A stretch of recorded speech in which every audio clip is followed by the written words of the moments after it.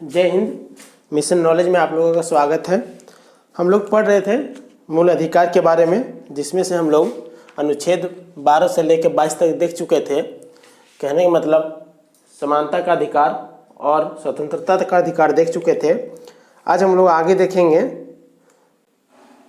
शोषण के विरुद्ध अधिकार। ठीक है,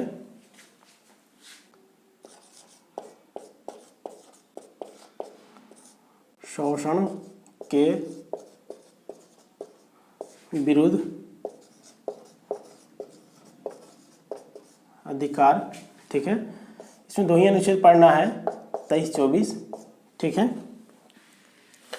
शोषण के विरुद्ध अधिकार में कहा गया है, अनुच्छेद आर्टिकल 23 में कहा गया है कि मानव के दुर्व्यापार, इसको ट्रैफिकिंग कह लीजिए, ट्रैफिकिंग और बाल श्रम का प्रतिषेध।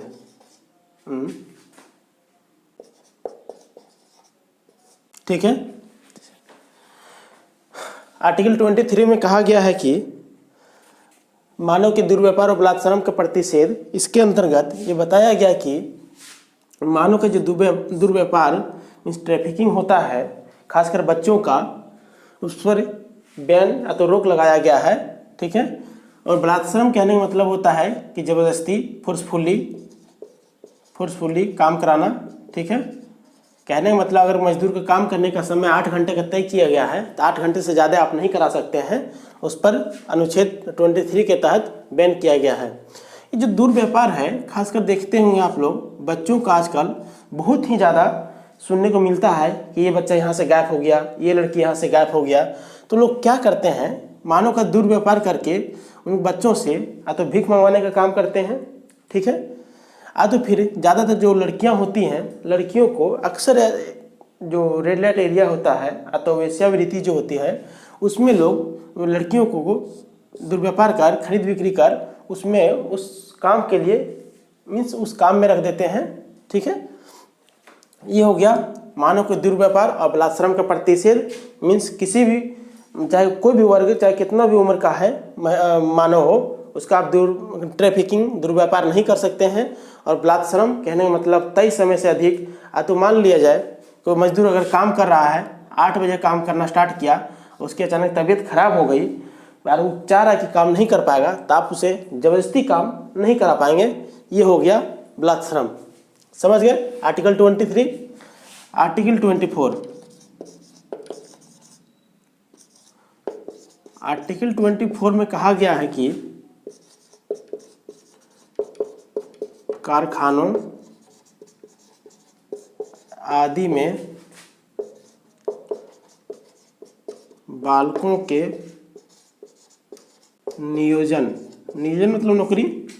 ठीक है, नियोजन पर रोक। ये है 23 में कहा गया था कि मानव का दुर्व्यापार नहीं कर सकते हैं, उसको ट्रैफिकिंग नहीं कर सकते हैं, उसको खरीद बिक्री नहीं कर सकते हैं और उसको जबरदस्ती काम नहीं करवा सकते हैं। ठीक है, 24 में कहा गया है कि कारखानों आदि में बालकों के नियोजन पर रोक।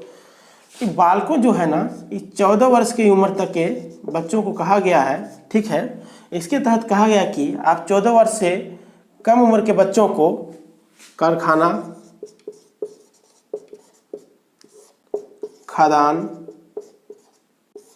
ठीक है, कारखाना आदि हो गया, मजदूर, ठीक है, चाहे पटाखा, गंभीर प्रकार के जो काम हैं उसमें आप 14 वर्ष से कम बच्चों को काम नहीं करवा सकते हैं, उसको नौकरी उस पर नहीं दे सकते हैं।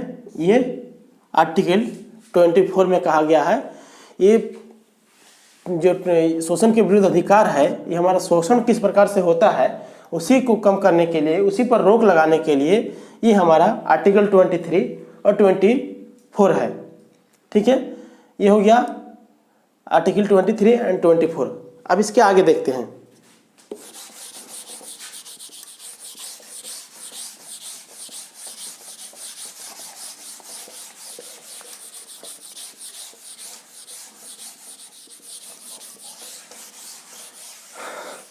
हम लोग 3 प्रकार के अधिकार देख लिए, समानता का अधिकार, स्वतंत्रता का अधिकार और शोषण के विरुद्ध अधिकार। अब अगला देखते हैं धार्मिक स्वतंत्रता का अधिकार। धार्मिक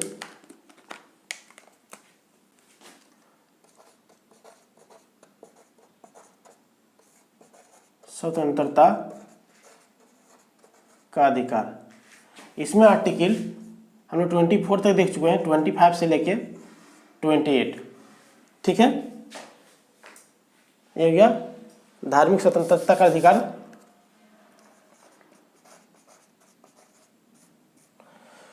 इसमें 25 में ये कहा गया है कि आर्टिकल 25 को हम लोग देख रहे हैं, आर्टिकल 25 में ये कहा गया है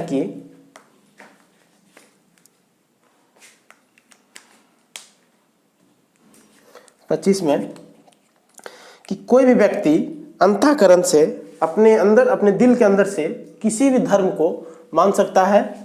इसमें शब्द आया है अंतःकरण से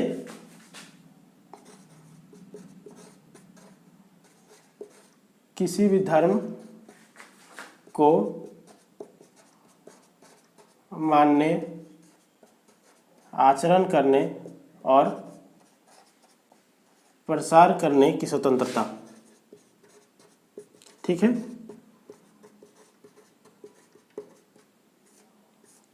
समझ गए क्या कहा गया है? अंतःकरण से, मान लिया जाए हम हिंदू जाति से बिलोंग करते हैं, हिंदू धर्म से बिलोंग करते हैं, ठीक है, और हमको बौद्ध धर्म अच्छा लग रहा है, तो कोई ये जरूरी नहीं है कि हम धर्म को परिवर्तित करके हिंदू से बौद्ध धर्म को अपना लें, उसके बाद उसको पालन करें। ये जरूरी नहीं है। अगर हमको बौद्ध धर्म अच्छा लग रहा है तो अपने दिल से, अपने मन के अंदर से उसका पालन कर सकते हैं। उसके जो रहन सहन है, उनका जो कर्तव्य है, उसको हम फॉलो कर सकते हैं। ठीक है, ये है आर्टिकल 25। और इसी में बताया है कि किसी भी धर्म को, अगर हम हिंदू धर्म में हैं तो हमारा ये राइट्स है, ये अधिकार है कि हम अपने हिंदू धर्म का प्रचार प्रसार कर सकते हैं। कहने का मतलब एक तरह से ये व्यक्तिगत स्वतंत्रता की बात आ गई, व्यक्तिगत। ठीक है, कोई व्यक्ति चाहे वो कोई भी हो, अपने मर्जी से, अपने मन से किसी भी धर्म को मान सकता है, उसका प्रचार प्रसार कर सकता है, ये उसका अधिकार है।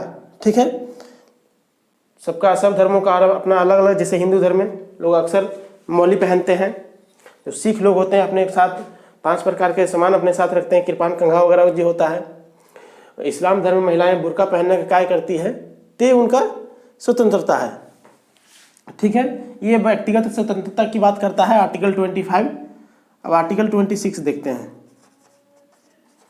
आर्टिकल 26 में कहा गया कि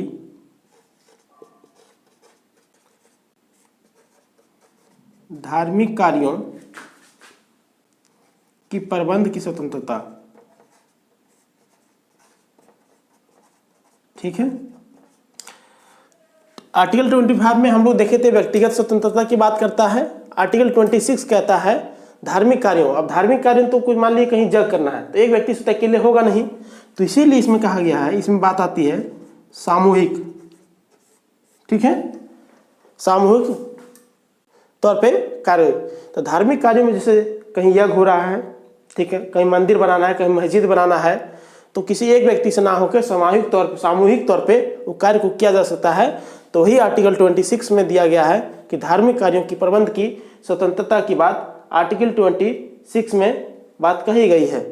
ठीक है, आर्टिकल 25 में व्यक्तिगत स्वतंत्रता की बात कही गई है, आर्टिकल 26 में सामूहिक स्वतंत्रता की बात आ गई। अब आर्टिकल 27 देखते हैं।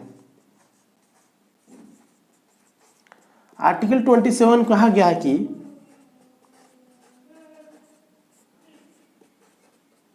धार्मिक कार्यों में जमा धन जो होगा वो टैक्स फ्री होगा। ठीक है, बड़े बड़े मंदिर भारत में देखते होंगे, चाहे मंदिर है मस्जिद है, उनका जो ट्रस्ट बनता है उस पर बहुत सारे पैसे उसमें जमा किए जाते हैं, और वो जो जमा राशि होता है वो टैक्स फ्री होता है। ठीक है, किसी भी प्रकार के जो धर्म हेतु जो जमा धन है उसमें गवर्नमेंट टैक्स नहीं लगा सकती है। लेकिन क्या होता है, कहीं हम लोग दर्शन करने जाते हैं, चाहे कोई भी मंदिर हो, तो उसमें एंट्री करने के लिए, प्रवेश करने के लिए कुछ पैसे लिए जाते हैं, 4-5-10 रुपया, और घूमने करने के लिए। तो एक प्रकार टैक्स नहीं हुआ, उसका जो मैनेजमेंट होता है वो करने के लिए पर्ची लेता है, कटवाना पड़ता है 5-10 रुपये का। ठीक है, ये आर्टिकल 27 हो गया। धार्मिक कार्यों में जो भी धन जमा होगा उस पर टैक्स फ्री होगा। आर्टिकल 28 में कहा गया है कि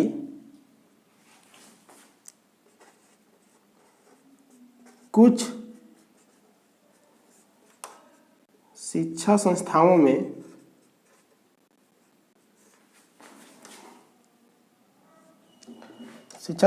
में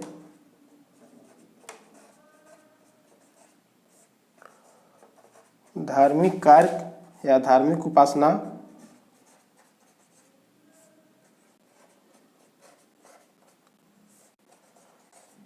की स्वतंत्रता।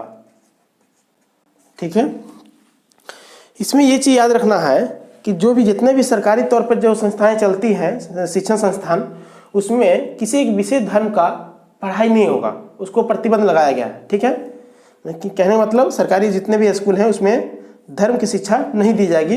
लेकिन क्या है, जब हम लोग देखते हैं सर्कुलर हर स्कूल में जब जाते हैं तो प्रेयर होती है, जिसको उपासना प्रार्थना कहिए, तो वो एक प्रकार का धार्मिक शिक्षा नहीं हो गया, किसी धर्म विशेष को लेकर नहीं है, उसमें उसको स्वतंत्रता दी गई है कि कोई भी अपना शिक्षण संस्थान जो प्रेयर होता है वो करवा सकता है, वो से दिक्कत नहीं है।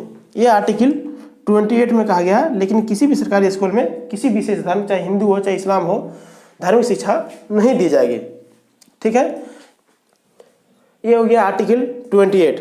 ठीक है, आज हम लोग देखें शोषण के विरुद्ध अधिकार और धार्मिक स्वतंत्रता का अधिकार, आर्टिकल 23 से लेके 28 तक।